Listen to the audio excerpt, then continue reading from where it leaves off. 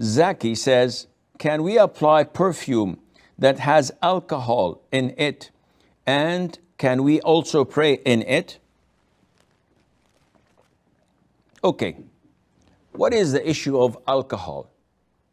A lot of the people have concerns regarding the alcohol that is applied on the body and on the clothes.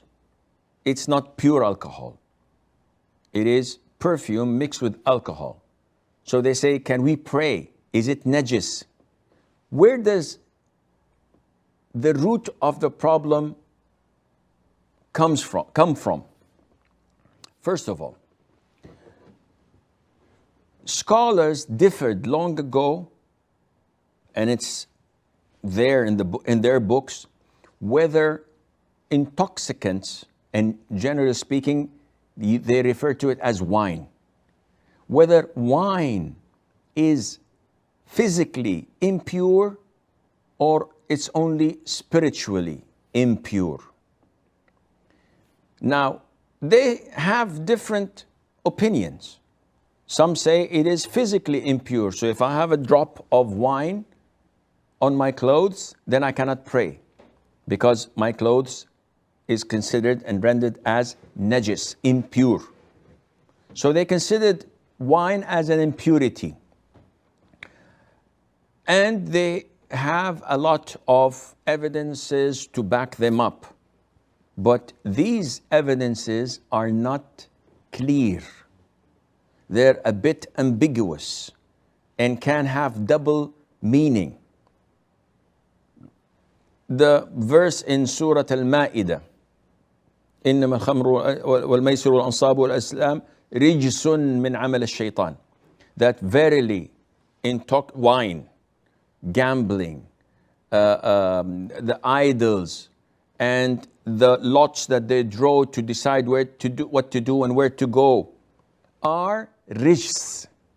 So rijs, one of its meaning is an impurity, something that is filthy. And one of its meaning as well, it can also refer to sinful, something that is bad. And it's from the actions of shaitan. Refrain from it.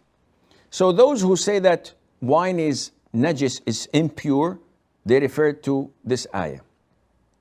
However, scholars that say it is pure, though it's prohibited, but it is pure, it doesn't affect your purity, they've argued that Allah Azza wa Jal stated that wine and gambling. So is gambling najis, in impurity? The answer is no. When we play poker or blackjack or whatever, this is gambling, this is haram. When I buy a lottery ticket, this is gambling, it's haram. But do I have to wash my hands? Do I have to perform wudu? No scholar says that you do. Therefore, they say that it's a clear indication that it is not physically impure. Now, putting this aside, when we come to alcohol, alcohol is not wine, but because it is a component of wine, and it is the main reason for people to get wasted and intoxicated, the later scholars considered it to have the same ruling as wine. And hence, once you mix it up with perfume, is it najis now or not? Let's go back to the books of the old scholars to see whether wine is impure or pure. But realistically, alcohol is not wine. If you drink a glass of pure alcohol, you'll die. Even before you get intoxicated, you simply die. So, coming to the other side, when the scholars stated that it is pure, they have backed their opinion with a number of different evidences. One of them, the hadith of Anas, may Allah be pleased with him, and that is when the final ayah was revealed in prohibiting wine totally, because we know that there were 3 stages for wine prohibition.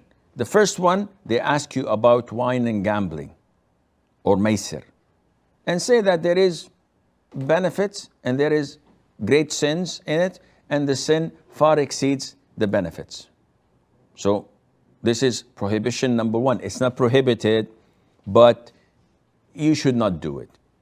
Then stage 2, when Allah Azza wa Jal stated that you must not pray in a state of intoxication until you realize and understand, until you are conscious of what you are saying. So this limits the time for you to get wasted. But there's no prohibition yet. Thirdly, it is when Allah said, refrain from it. Khalas, it's over. So the scholars use this as an evidence, because Anas ibn Malik said when this ayah was revealed, immediately all the companions spilled out the wine they had in the skin bags, and the streets of Medina were flooded with wine that ran like rivers. Everybody got rid of their whatever they had in their cellars. It's over, it's done. So the Prophet did not tell them to wash it.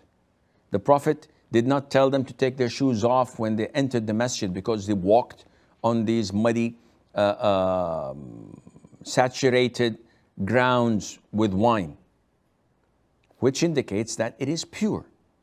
And this is the most authentic opinion of scholars, that alcohol, wine is haram. It's totally prohibited to make, to buy, to carry, to serve, let alone to drink. Now, wine and alcohol are not impure. They are pure in the sense that if you have a drop, if you touch it, you don't have to perform wudu or to wash yourself or to wash your hands. Having said that, it is totally permissible to wear and to put on perfume that is alcohol based, and to pray in it without any problem, whether you are a man or a woman. Now, for women, there is a disclaimer, which most of you know, but it's a reminder that a Muslim woman is not allowed to wear perfume and pass by men who would find her scent and smell. The Prophet said, alayhi salam, whoever goes out of her home wearing perfume and passes by men who would smell her fragrance, then she is like a fornicator, like an adulteress, which is a major sin. Why is that? Simply because men are easily affected by whatever a woman puts on.